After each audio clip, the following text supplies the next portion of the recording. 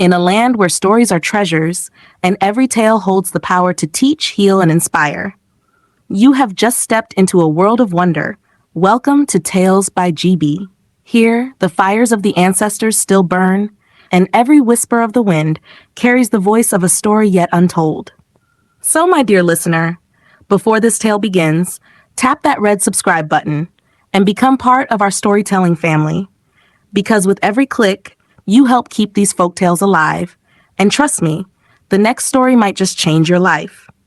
Now sit back, relax, let the story begin. My hands trembled as I zipped up my old office bag quietly.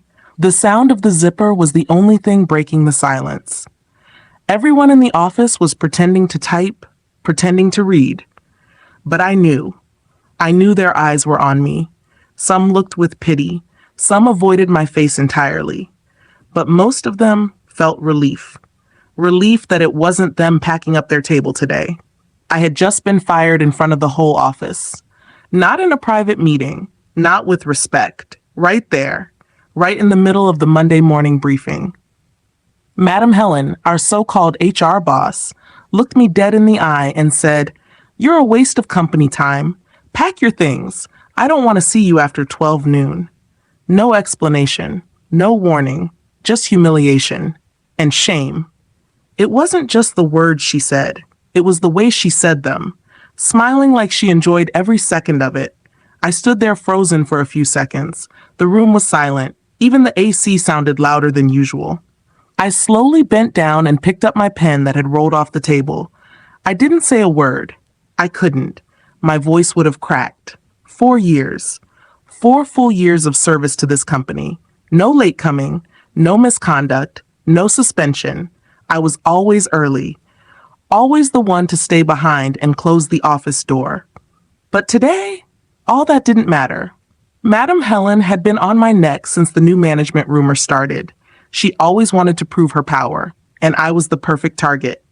Quiet, simple, not connected, or so she thought.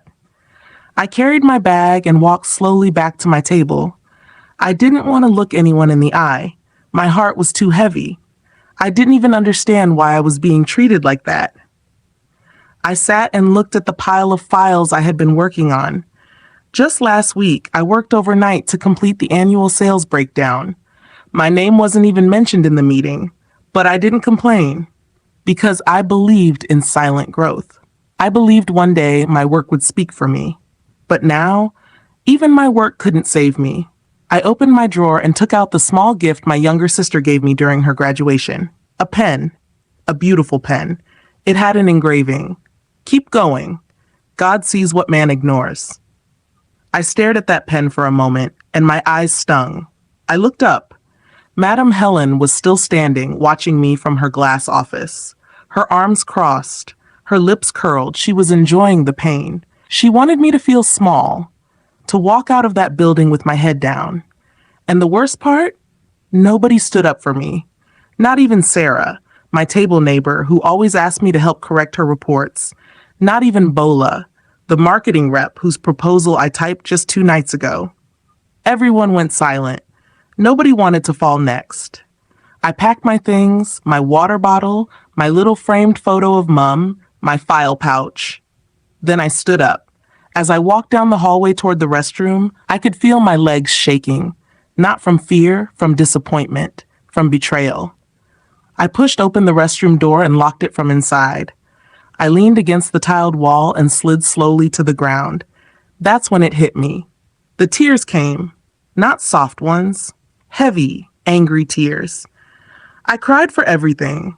I cried for the days I came to work sick but didn't want to apply for sick leave.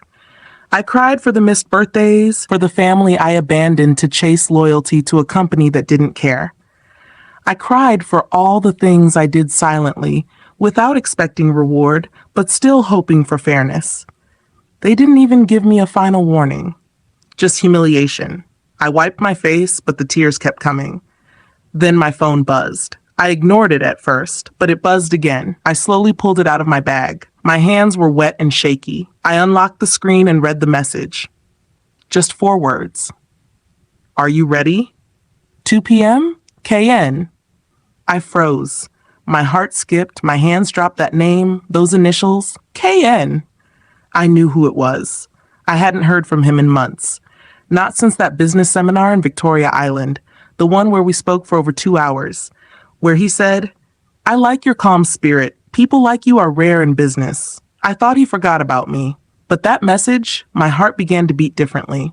I read the message again and again. Slowly, I stood up. I stared at myself in the mirror. My face was tired, eyes swollen, but something inside me flickered. A small light, a tiny voice whispering, "It's not over yet." I took a deep breath, arranged my hair, adjusted my shirt, and walked out of the restroom like someone who had nothing to lose. As I walked back through the hallway, I noticed something strange. Whispers. People were whispering, looking toward the main entrance. Then I heard the sound of heels running. Madam Helen's assistant. She passed me without a word. I reached the reception area and stopped, because that's when I saw him, the same man from that conference, the man who said he was working on a new company branch, the man who asked for my CV quietly and said, "Don't worry, I'll remember your name." He stood tall, dressed in a black suit, surrounded by men in blue suits and tags that said bored. And the moment Madam Helen saw him, she froze. She had just stepped out of her office, walking fast with her usual pride. But the second her eyes landed on him, that pride disappeared. Her heels suddenly sounded heavier. Her smile, gone. Her voice, missing. The man standing near the reception wasn't just anybody. He was tall, dark-skinned, and calm like always. His suit was clean and pressed. His eyes scanned the office quietly. But it was his badge that silenced the air. It said, Kenny Nwachukwu, Executive Director, Regional Owner, Vostran Group. Every single person in that office paused. Some peeked from their cubicles. Others stood, pretending to stretch, but really trying to get a better look. Even the security man at the entrance adjusted his belt and stood straighter. But it was Madam Helen's face that changed the most. Her lips twitched. Her eyes blinked fast. Her fingers fidgeted with the hem of her jacket. Because she knew. She knew exactly who he was. Mr. Keene, a silent investor. One of the people who made decisions behind the scenes. People had whispered about his coming, but nobody expected him to walk into the building today. And definitely not through the front door. I stood there quietly, still holding my bag, tired, heart bruised. But I kept my head up. He looked around slowly. Then his eyes found me. He smiled. A small, warm smile, like he had been looking for me.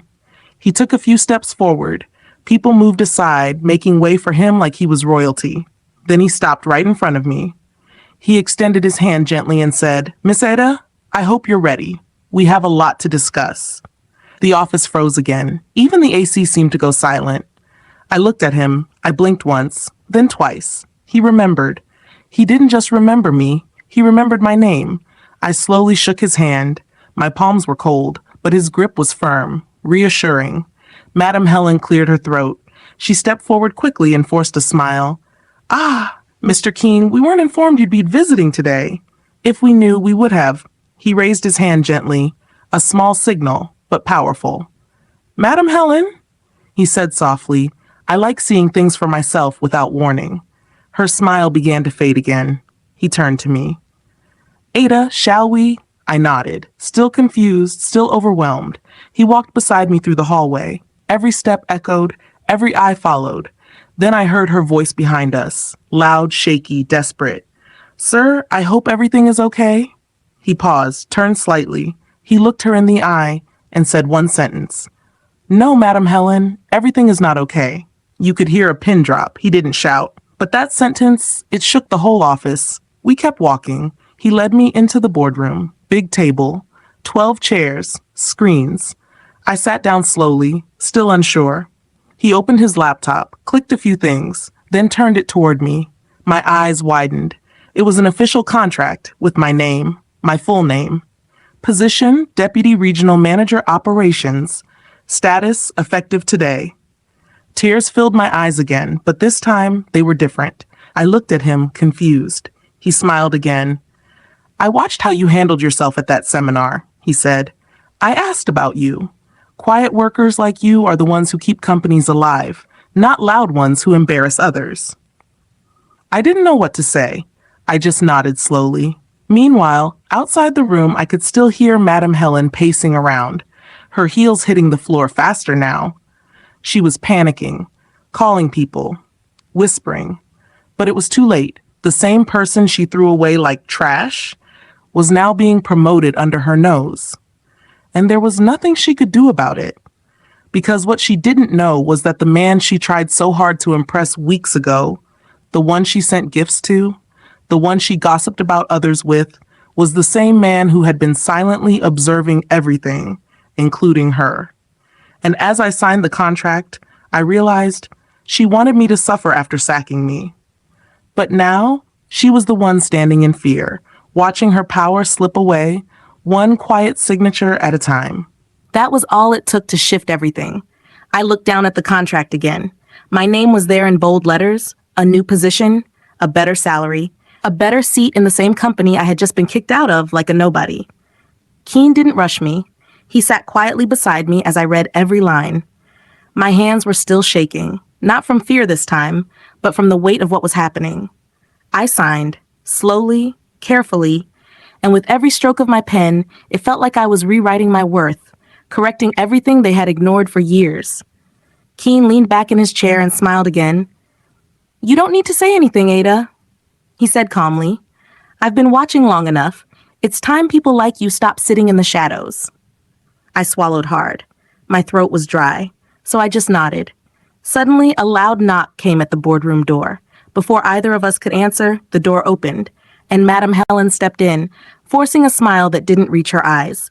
Oh, I'm so sorry to interrupt. I just wanted to, check if you needed anything, sir, she said, her voice unusually soft. Keen didn't turn to her immediately.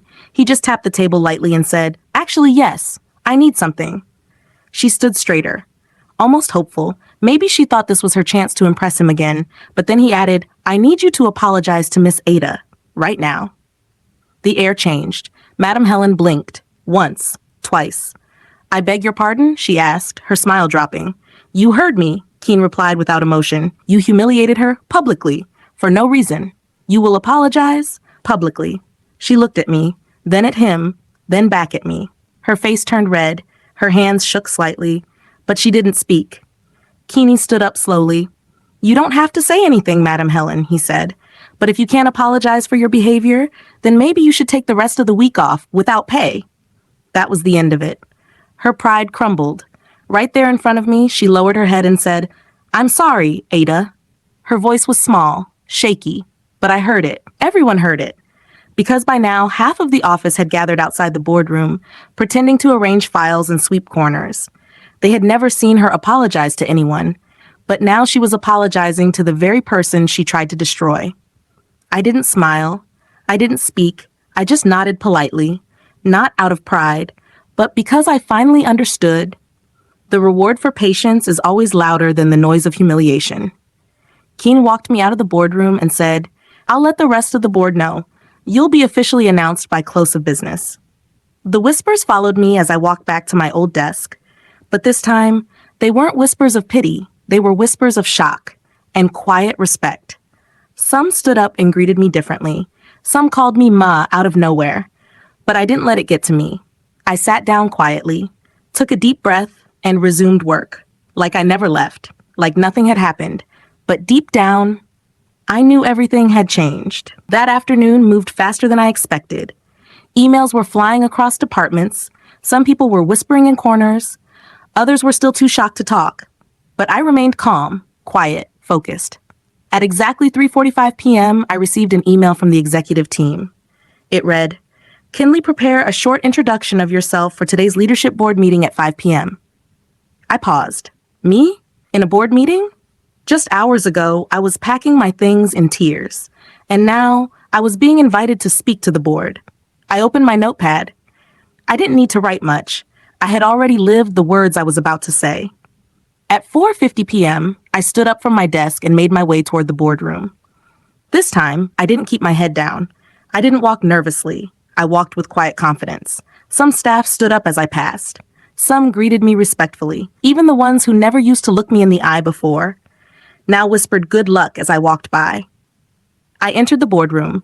12 men and women sat around a long table. They were dressed in suits, glasses on, folders open. Mr. Keene was seated near the center. He looked up and smiled as I entered. I sat, inhaled gently, and waited. After a short welcome, the chairman said, "We'd like to hear from our newest leader. Miss Ada, the floor is yours." I stood up. I wasn't shaking, not this time. I spoke slowly, clearly. I told them about the years I worked in silence, how I watched others get praised for things I helped create, how I never complained because I believed in growth through effort. I told them how I believed leadership isn't in shouting or showing off. It's in integrity, humility, consistency. When I finished, there was silence, a long pause. Then, quiet applause. No one clapped loudly, no one shouted. But that quiet applause, it meant everything. After the meeting, Keene walked up to me and nodded. "You did well," he said. "You don't need to prove anything anymore. Just keep being you." I smiled softly. It was all I could manage. At 6 p.m., the final email came in. It was from the head of HR, a formal announcement. Effective immediately, Miss Ada has assumed her role as Deputy Regional Manager, Operations. And just like that, the same office that once laughed at me now looked up to me. At closing time, I stood by the glass door, watching staff leave one by one. Some waved, some smiled politely, some looked at me in quiet admiration. Then a company driver walked up to me. He pointed at a black car outside. "Ma, I've been assigned to you. Please, let me carry your bag." I hesitated, but then handed it over slowly. We walked to the car. It was neat, air-conditioned, comfortable. The back seat had a name tag resting on it, for Deputy Regional Manager only. I sat down, closed my eyes, and breathed deeply. Everything felt like a dream, but it wasn't. It was real. Because the same woman who once walked out of that office in shame was now returning home as someone they could no longer ignore.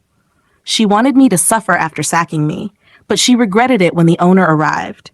And I didn't need revenge. I didn't need to raise my voice. I just needed to be patient, because what is yours will always find its way to you. If this story touched your heart, don't forget to subscribe to this channel for more powerful stories that speak to your soul. Your support helps us keep telling the stories that matter most.